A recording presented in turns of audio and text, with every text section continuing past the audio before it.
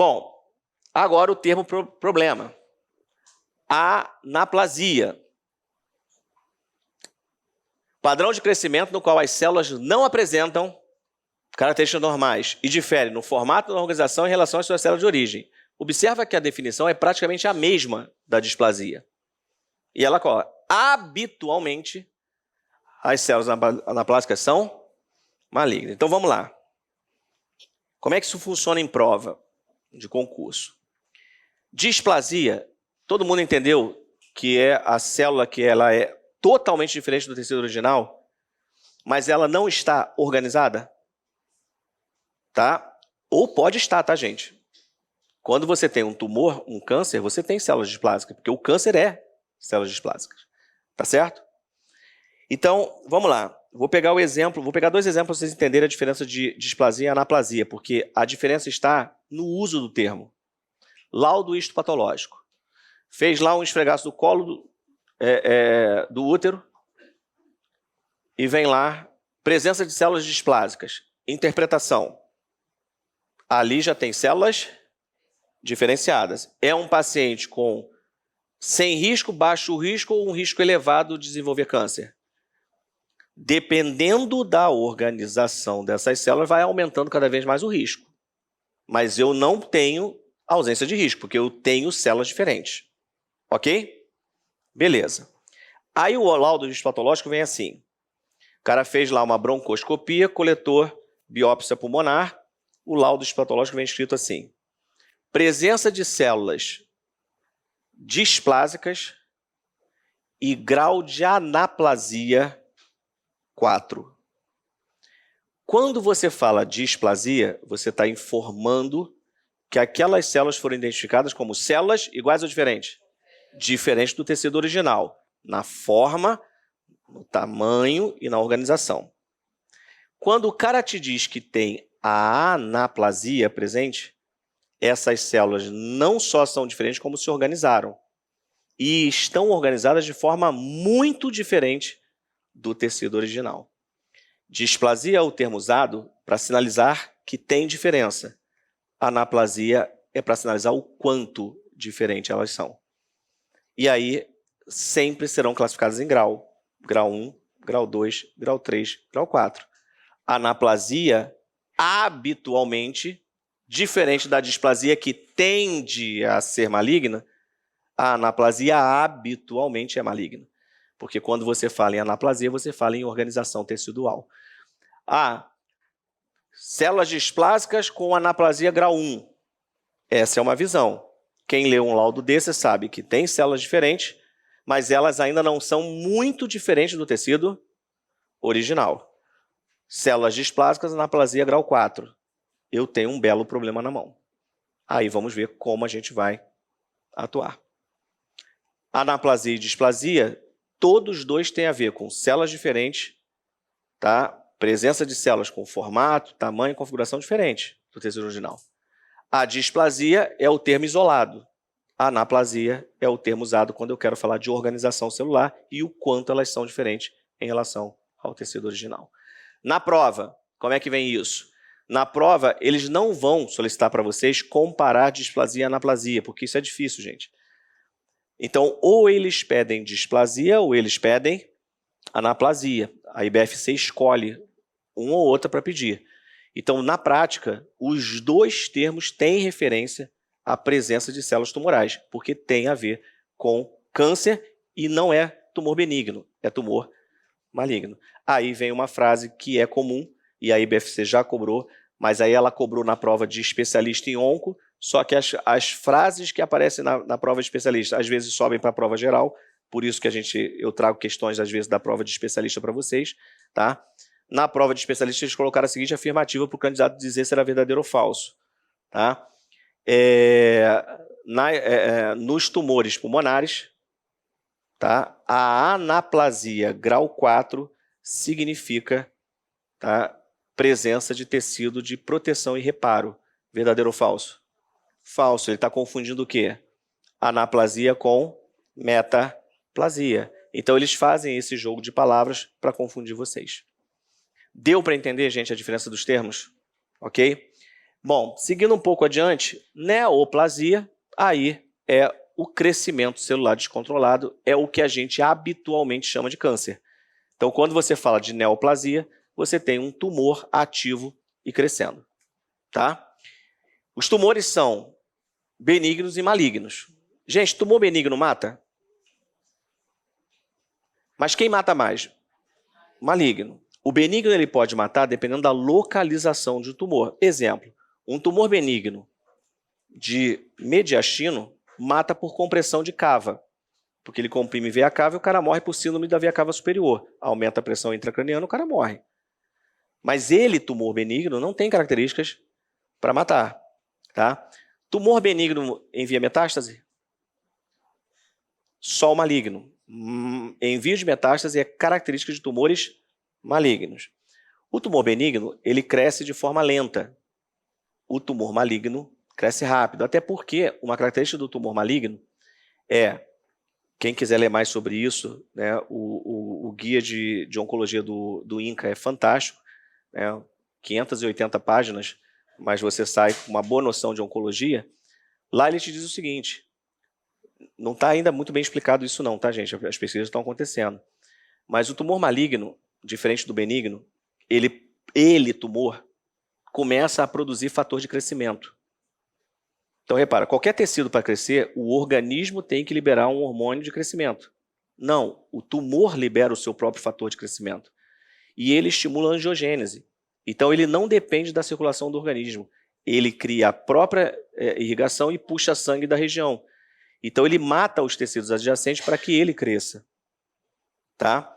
Tumor benigno infiltra? Não, ele se mantém no limite celular. Aí tem uma expressão que eu sempre gosto de lembrar que ela existe para ninguém se enrolar, que é isso aqui, ó. In situ. Carcinoma in situ. In situ significa que o tumor está restrito ao órgão. Tá? Então, toda vez que aparecer o termo in situ, ele está restrito. Só que os tumores malignos não respeitam o limite. Então, ele vai crescendo, chega uma hora que ele invade o tecido adjacente. É uma característica do maligno. Benigno não faz isso. Tá? Na apostila de vocês, página 14,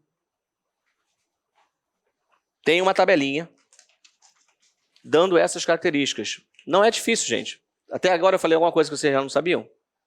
Então, assim, é só para relembrar quem não tem essa característica. O tumor benigno, o crescimento dele é lento, ele não invade. Tá? O único problema dele é que ele está onde não deveria estar. Então, às vezes, ele vai causar algum tipo de problema. Hiperplasia prostática benigna. É uma hiperplasia, mas causa problema porque quando ele cresce, comprime a uretra. Afeta o esvaziamento da bexiga e começa a trazer problema para a parte renal. Então, benigno causa problema? Causa. Pode até causar morte? Pode. Mas a característica de problema é do maligno. O maligno é que faz isso. Então, no texto vai falar que o tumor maligno cresce muito mais rápido, depende muito da velocidade que ele tem de criação de... O tumor maligno se perpetua por metástase, invade tecido, é invasor, microinvasor e invasor, o que o benigno não é. Tá? O maligno tem a capacidade de causar morte, o benigno só se for por compressão. O tumor maligno causa dano geral. O que é o dano geral? Pode causar anemia, pode causar desnutrição, porque ele pega todos os nutrientes para ele, o sangue passa, ele vai absorvendo, como ele tem um metabolismo rápido, ele consome muita energia. E aí o paciente vai ficando desnutrido, às vezes desidratado, porque o tumor está crescendo e puxando tudo para ele. Então são características que estão descritas nessa tabela, não tem muita coisa para explicar, só estou apresentando como ela compara o benigno com o maligno, mas vale a pena uma lida para não ser... Né, depois, na hora da prova, o cara não tem questão difícil sobre isso. O cara vai dizer lá, o tumor benigno tem a capacidade de provocar morte, verdadeiro ou falso? O tumor benigno tem a capacidade de provocar morte, verdadeiro ou falso? Entenderam o problema? Por isso que tem que ler a tabela. Ele tem a capacidade de provocar morte? Tem. Agora vou mudar a frase. Todas essas duas frases que eu falei, IBFC já colocou em prova, tá? Só que colocou no especialista de onco. E aí, como eu falei, é a característica deles puxarem as perguntas de especialista para a prova geral. Pega a parte mais fácil e puxa para o geral. O tumor benigno provoca comumente morte. Não, essa frase é do maligno.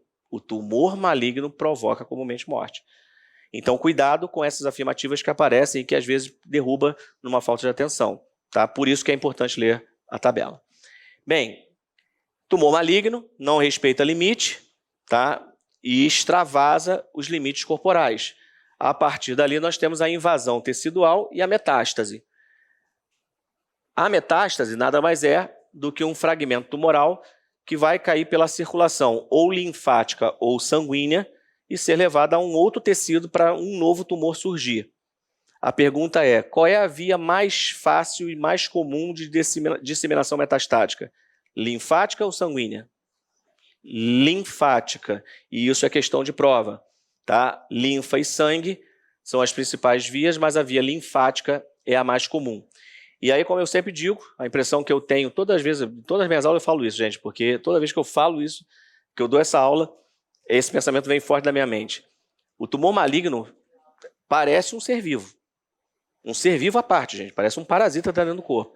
Porque, observa, os estudos já comprovaram, a metástase pode ir pela via sanguínea e pode vir pela via linfática. Mas por que a preferência da metástase é a via linfática?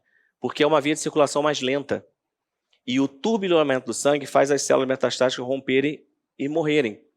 Então, por preservação celular, ele vai pela via linfática. Olha que loucura. E me diz se esse troço não é um troço programado. Então, assim, é por atração química mesmo. E aí ela sai, procura o canal linfático, vai pelo linfático, porque é uma via muito mais lenta de circulação e mais tranquila para preservação da espécie. Só falta tá isso escrito no livro. Não está não, tá, gente? Isso aí fala minha. Né? Mas é um negócio que faz a gente pensar. Tá? E isso vai facilitar o quê? A perpetuação do processo. Então, linfática e sanguínea são as vias principais, sendo que a mais comum é a via linfática. Tá? E aí, no processo de carcinogênese, como o texto da IBFC está bem explícito, a gente tem que saber as fases do processo da oncologia. Nós temos 3 fases de progressão tumoral, ou seja, entre ter o problema e o problema aparecer como clínico, são 3 fases. A primeira fase é chamada de início, a segunda fase, promoção, a terceira fase, progressão. Pergunta de prova, as 3 fases da carcinogênese. Tá? Só toma cuidado, porque como é que se pergunta isso? Quais são as 3 fases? Aí nas respostas vem assim, promoção, progressão, início. Progressão, promoção, início. Eles vão fazendo o jogo de palavras. Então é na sequência, tá? Início, promoção e progressão. A fase de início e a fase de promoção, que a gente vai ver quais são, elas dependem de ter um agente ou carcinogênico ou cocarcinógeno, que são substâncias que auxiliam o processo tumoral. Tá? Vou dar um exemplo de uma substância completa, é considerado um carcinógeno completo, o cigarro. Né? O tabagismo no cigarro, nada contra quem fuma, gente, cada um se mata do jeito que quer. Mas o cigarro tem mais de 2.700 substâncias já identificadas carcinogênicas ou cocarcinógenas. Então, quando alguém fuma, aquelas substâncias estão agindo no DNA das células. Então, a fase inicial, para que a célula mude a sua informação genética, ela precisa do agente. Isso é frase de prova. O período inicial não depende de agente carcinogênico presente. Falso, ele depende. Ele só acontece se tiver o agente ou carcinogênico ou cocarcinógeno. Ok? Segundo ponto importante. A promoção, a gente vai ver que é a multiplicação lenta celular. Mas ela também depende da presença do agente carcinogênico. Sem ele, não acontece. Ou inicia e para. Então vamos entender esse processo olhando as fases. A fase de início se caracteriza basicamente, gente, pela modificação da informação genética. A célula mudou o DNA e ela agora tem uma informação genética diferente da célula que está ali no mesmo tecido. Ela não vai respeitar os mecanismos de controle e ela tem uma informação para que ela se organize, se multiplique de uma forma diferente daquele tecido que ela está. Então, isso é a fase chamada de início. Temos como detectar isso? Não. Não existe nenhum exame que detecte a fase inicial. E é por isso que a informação que nós damos para a população é: pare de fumar. Porque eu não sei se já iniciou o processo, mas se iniciou e você parar, o processo para, porque ele depende do agente. Posso dar um exemplo de hormônio de crescimento? Pode. Né? O pessoal que faz o uso, né, de anabolizantes para acelerar um processo, já está provado, né, que essas dosagens extras hormonais também fazem modificação genética de célula. E é por isso que tem associação de alguns anabolizantes com determinados tipos de tumor. Alguns só, não são todos, mas alguns. Tá? Mas posso fazer, a pergunta foi, posso fazer associação de hormônio com esse processo? Pode.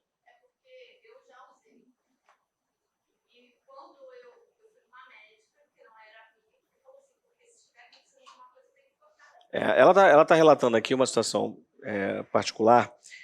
Eu vou dar um outro exemplo, até para poder... Isso. Até para a gente poder responder. Eu vou pegar um outro exemplo. Né? Ela está falando de as famosas bombas, os hormônios que são feitos. Ok. Na área renal, o tumor renal, uma das formas de desenvolver tumor renal é o uso indiscriminado de hormônios, em especial as famosas bombas, que são os anabolizantes. E aí, dentro desse processo, teve uma vez que eu dei uma aula, e no final da aula um aluno esperou, quando terminei a aula ele veio falar comigo: professor, devo me preocupar? Porque eu estou usando, o cara estava todo forte, né? Eu estou usando já anabolizante há algum tempo. E eu fiquei preocupado com a aula. Aí eu virei e falei assim, deve se preocupar sim. Porque esteticamente dá o resultado, mas internamente é uma bomba relógio. E aí quando ele fez os exames, depois ele me mandou, estava tudo alterado. Porque é óbvio que altera. Só tem um problema, gente. Dentro desses hormônios que fazem parte desse constituinte chamado anabolizante, isso mexe com o metabolismo. E alguns são indutores genéticos, ou seja, mudam a característica da célula, iniciam o processo. Só que se você continua tomando, você sai da fase de início, que é apenas a mutação, e aí aproveitando o gancho para já avançar na matéria, você vai para a fase de promoção, que é a fase em que começa a multiplicação lenta celular. Só que essa fase aqui, se você para o processo, você para o problema. Então, é difícil alguém apresentar sintoma aqui. Não é característico do sintoma, mas pode aparecer, porque dependendo do local, já começa a interferir em alguma coisa. Aí aparece um troço diferente, aparece um exame que já não bate. E aí, dentro desse processo, quando tu cai na mão de um médico experiente, o cara começa a investigar, e como às vezes a palavra do paciente nunca é totalmente confiável, tu pede os exames, que aí nos exames não tem jeito, tu vai pegar, e aí tu olha e fala assim, vamos agora atuar na causa. E os anabolizantes são associados a oncogenes.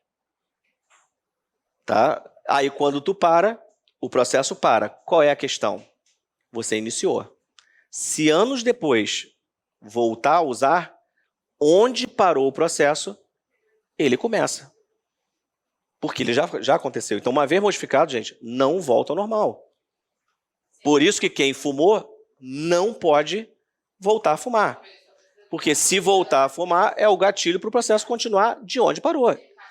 Porque, repara, meu pai tinha uma célula displásica, o processo já estava na promoção. Algumas células displásicas no pulmão dele. Mas ele parou de fumar.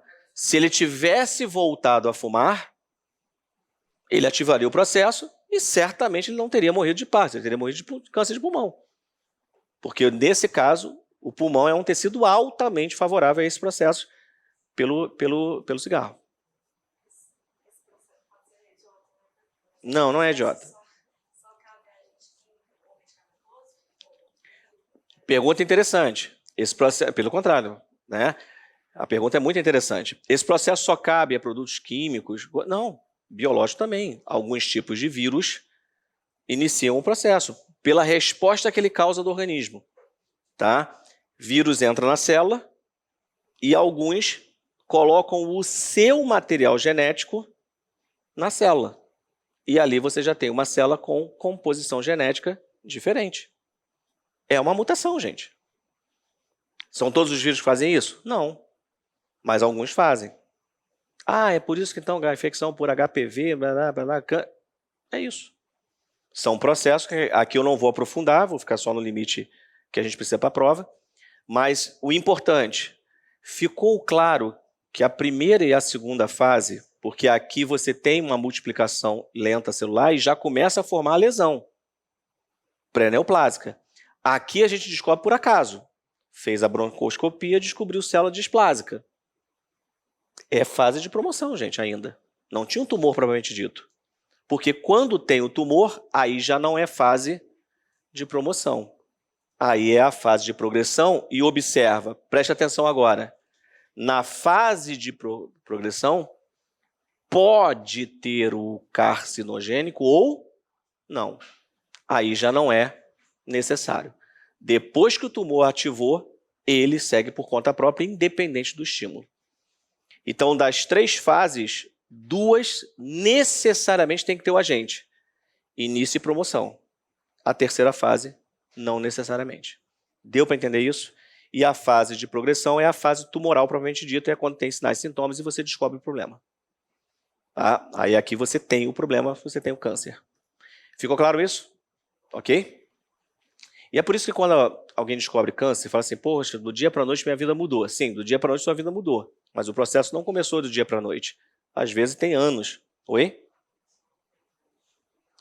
A promoção tem como descobrir? A pergunta foi, a promoção tem como descobrir? Tem, por achado. São os famosos achados. Procurou, acha. Você às vezes vai fazer um raspado de um tecido, quando o cara bota na lâmina lá, ele vê uma célula diferente. Ele fala, aí vem no laudo assim, ó, atenção, célula displásica. Você tem um câncer? Não necessariamente, mas esse cara vai ter que ficar atento para o futuro. Porque se tem célula ali displásica, tem ativador. E hoje, infelizmente, gente, ativadores existem os mais variados em tudo. Hoje não dá nem para confiar em comida orgânica. Antigamente, o orgânico é livre. Não tem como confiar nisso. O orgânico tem pesticida. Ah, não tem pesticida. Não, tem pesticida, foi comprovado. Pegaram orgânico com dose de pesticida, por quê? Porque o cara quer produzir muito, mas não quer que os bichos ataquem, modifica geneticamente, contamina. Tem várias possibilidades. Então, assim, é uma luta árdua você entender, ainda mais no Brasil. Né? O Brasil é a terra que você duvida até, né, da verdade. Então, assim, é difícil. E tem agente químico, biológico, né, em tudo quanto é lugar. Tu respira, tu come, tu entra em contato com coisas que são cancerígenas. Então, assim, estímulo tem. O quanto esses estímulos favorecem é que é o detalhe. E aí tem também as respostas individuais. Tem pessoas mais resistentes e pessoas menos resistentes. Então, assim, é muito mais complexo do que essa mera discussão. Mas consigo descobrir na fase de promoção? Consigo. Consigo, mas é mais raro. Geralmente, quando descobre, é aqui. Aí por que fala, por exemplo, câncer de próstata? Aí o câncer maligno de próstata. A prevenção é o ideal, mas se eu não puder prevenir, que descubra rápido.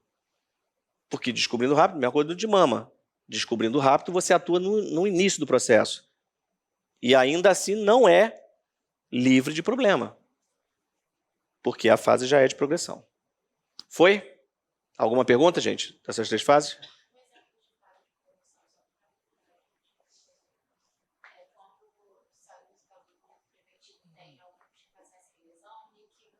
Isso. Ela está colocando aqui um exemplo de promoção para entender.